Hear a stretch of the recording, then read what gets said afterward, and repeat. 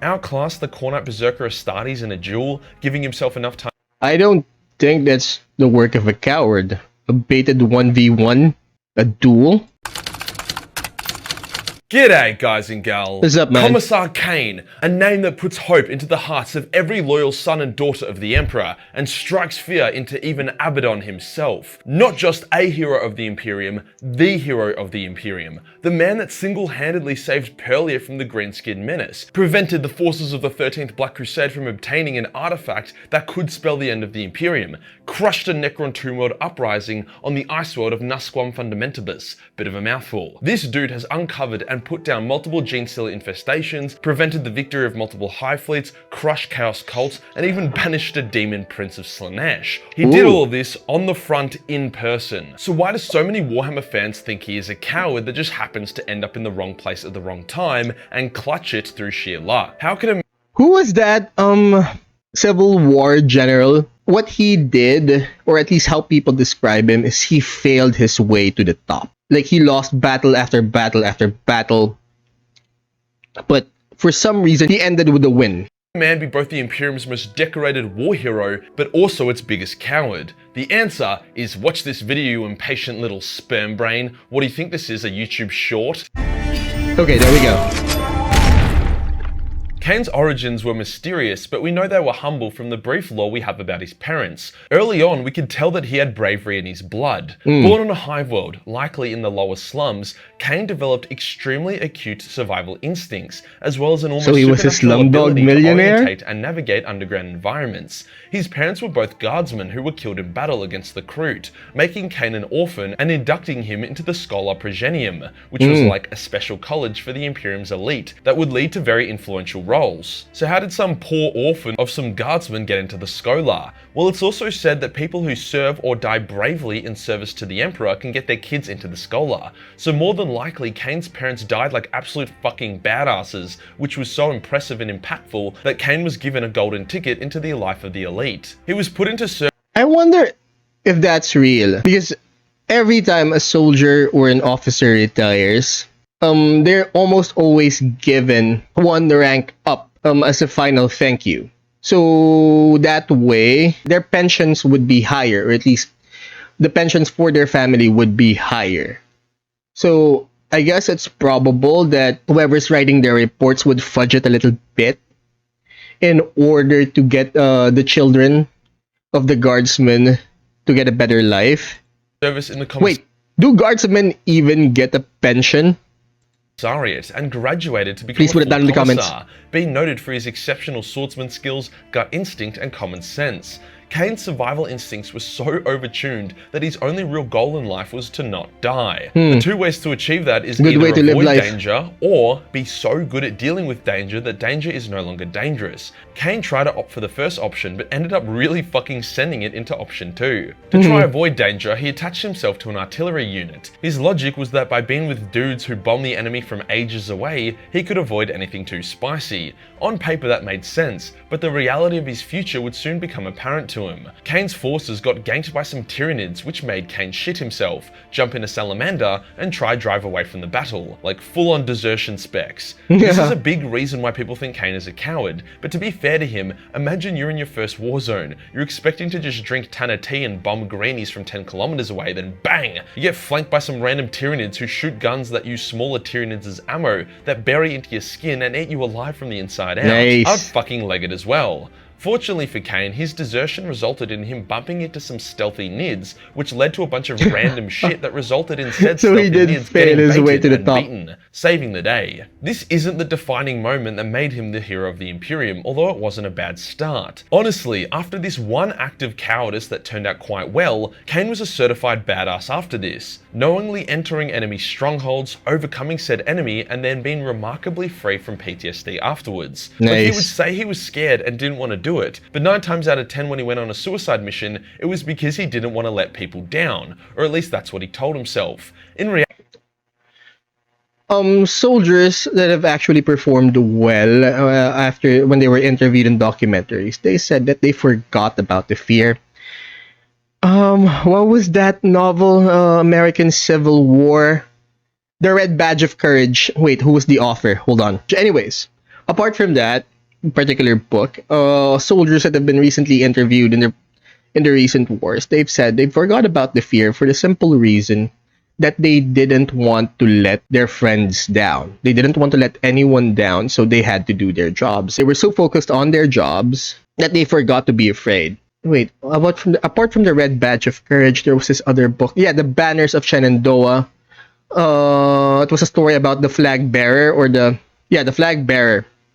General Phil Sheridan, if I'm not mistaken.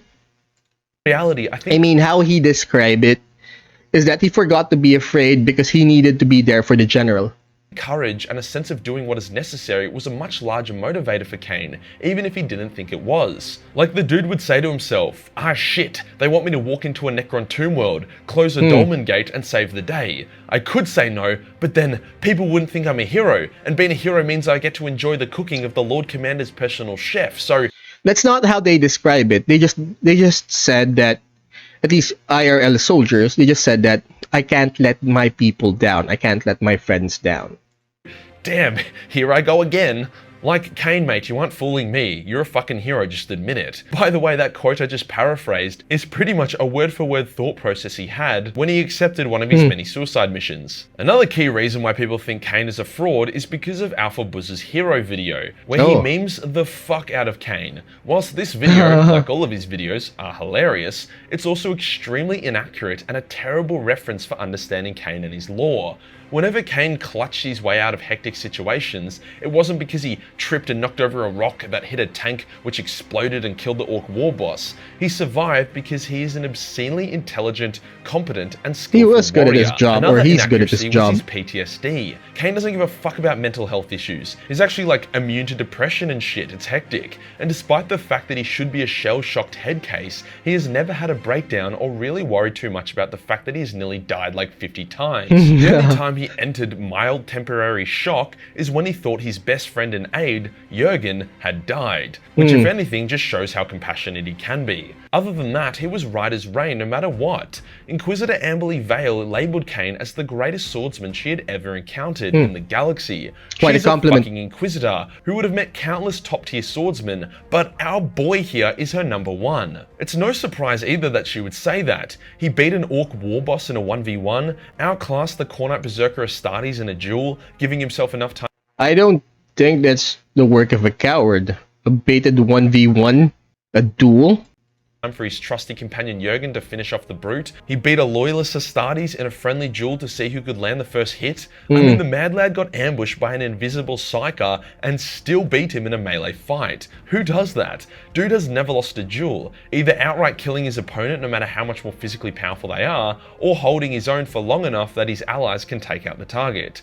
Dude even 1v1'd a fucking Gene Stealer Patriarch. Another asset that helps him survive the most obscene circumstances is his trusty psychic Jurgen. Please put it down in the comments. Cain would have died 100 deaths, as A, Jurgen is an extremely steadfast, reliable companion, and B, Jurgen is a blank, meaning Cain is able to knock out insta-raped whenever he goes up against anything psychic. Very handy against demons, psychers, or anything else that makes swordsman skills irrelevant. However, due to Jurgen's blankness, he's a pretty unappealing guy. So when people that Cain and Jurgen have saved tell the tale, they almost always omit Jurgen's part in the story, making it seem like Cain is somehow able to overcome demons and psychers through sheer chattiness by himself. So no, Cain didn't trip over and create a human rebellion that liberated an entire human world from the Orc. Didn't slip on a banana peel, it was all done on purpose. In the heart of a Necron tomb world. He didn't jerk off way too hard to My Little Pony porn, only to find himself banishing a demon prince.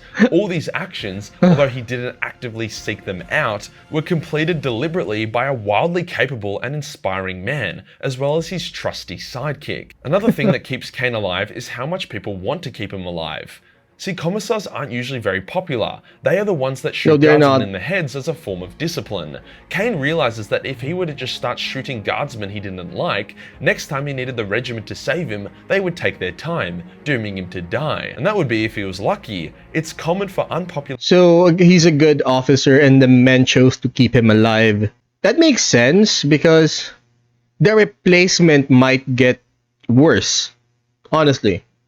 I mean, you have a good officer, you have a good captain, so it's a good idea to keep him around.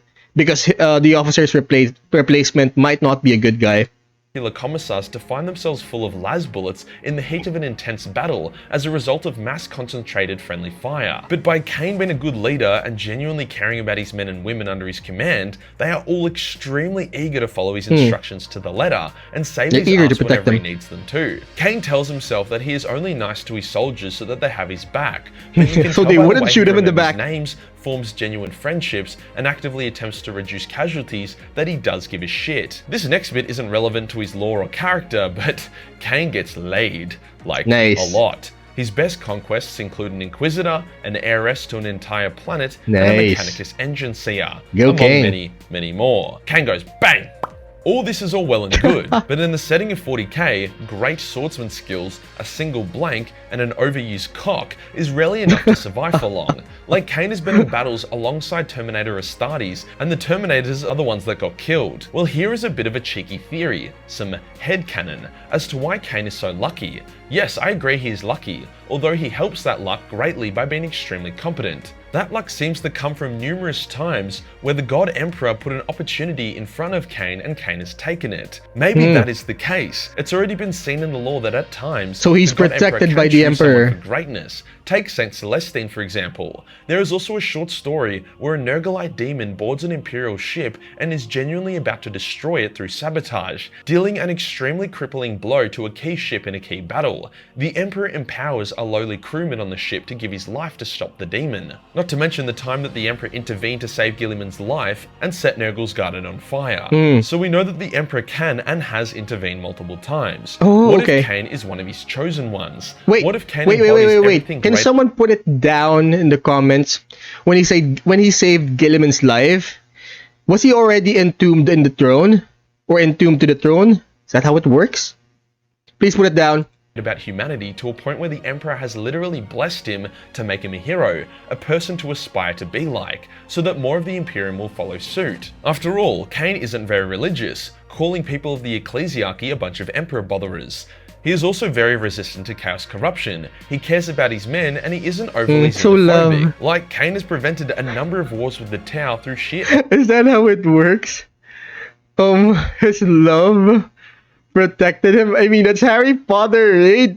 That's how he survived. What was that killing curse again? Cruciatus is the torture curse. What was the name of that curse? Avada Kedavra. That's how Harry Potter lived through the Avada Kedavra curse. His mother's love. So he's resistant to chaos because of love? Is that it? Please put it down in the comments. Effort and diplomacy. There's literally a quote where a fellow Commissar is like, dude, you were like chosen by the Emperor. And Cain nonchalantly is like, yes, well, you know, the Emperor protects. And the other Commissar is like, yes, he does, but he really seems to look out for you. Also, as I said, through Cain's direct efforts, multiple human worlds were saved, an overpowered artifact was kept out of Abaddon's hands, and cheeks were clapped. You know, things that directly horusheresy, I think. Realm. If I was the Emperor, I'm still on the first book. Crusty nuts keeping this man alive. The second theory is that Cain is a very unique latent psyker. Latent, as he never shows obvious psyker powers, however, his instincts and ability to almost warp reality to be able to save his own life, aka luck, seems to be supernatural. You may say that both these theories for Cain's extraordinary survival can be... There's this theory about mind over matter, that humans have this ability to basically bend reality to our will simply by sheer force of, well, will. Maybe that's the basis for the psychers. Like, if we think it, it will happen. So, think positive thoughts, you guys. Be disproven by the fact that Jurgen is a blank, so it would cancel out Cain's psyker powers or the Emperor's psyker powers. However, the Emperor is able to ignore blanks. Like, the dude literally had blank bodyguards and it didn't seem to affect him at all. And if Cain is a latent psyker, that may allow his powers to get around Jurgen. After all, Cain loves Jurgen but finds him repulsive, stinking like shit and having a variety of skin diseases. He can only put up with him due to how reliable Jurgen is and how much he respects him. Whilst other people find Jurgen unpleasant to be around, none of them comment on his smell or skin. They just don't want to be near him. Cain, on the other hand, always bitches about Jurgen's smell in his private diaries, which might indicate that he feels Jurgen's blankness effect more than others because he could be a latent psyker. These are just headcanon and theory Okay. though. Cain might just have some good old-fashioned plot armor, but personally, I like to think the Emperor has his back. Cain has even survived all the way into retirement and begun teaching upstart commissars, but the galaxy wasn't done with him, forcing him out of retirement and back into the front lines. It's unknown if he is alive or dead in the current setting. He has been listed as KIA so many times, only to pop up later, that the Imperium has a policy that Cain is forever listed as alive and in action. Emily, his girlfriend Inquisitor, was also feeding Cain premium rejuvenation treatments, usually reserved for Inquisitors, hence Cain could easily live past 300.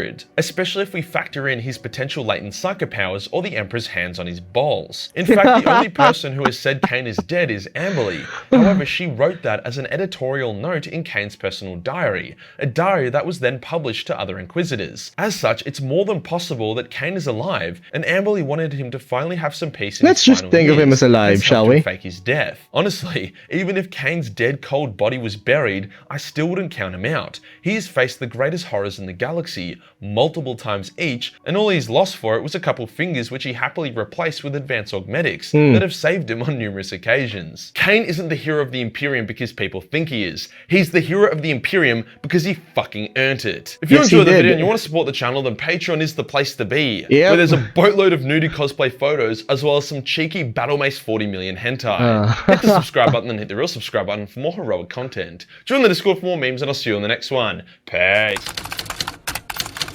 Thank you for watching, guys. Now you all know the drill. Please like, share, subscribe, and do the whole notification button thing. It would really help me out with the algo. Now, if you want me to check out other stories, please let me know in the comments. We upload on YouTube every Monday, Wednesday, and Friday, 12 p.m. Eastern Standard, and we go live on Twitch every Friday and Saturday at 9 a.m. Eastern Standard. Links of the original videos are down in the description. Please check them out, and class dismissed.